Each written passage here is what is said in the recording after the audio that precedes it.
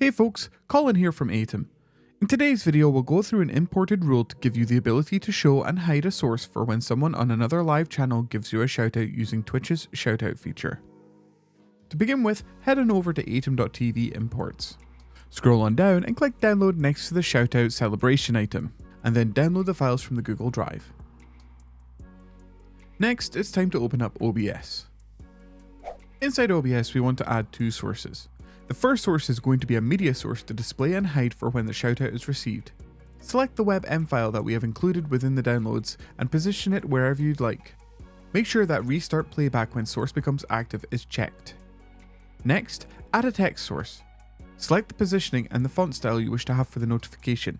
After this, right click on the source and under Show Transition and Hide Transition, select Fade. Finally, it's time to load up Aitum. Inside the app, head on over to the Rules section and click on Import Export Rule. In the wizard, select Import, drag and drop or select the file we downloaded before with the .aitum extension. In the first screen, select your OBS integration, your video source, and your text source that we have added to OBS, and click on Next. On the second step, select your text source again and then type in what you'd like the notification to be. For example, thanks for the shoutout. The Twitch's username will be automatically placed at the end of the text source. And that's all there is to it. Now when someone shouts you out from another live channel at the time of streaming, you will receive a notification on the screen of them doing so and celebrate with your community. I hope this tutorial was helpful, and if you have any issues or want to show us something very cool you've made with Aitum, please join the Discord or follow our Twitter. Links to both will be in the description down below.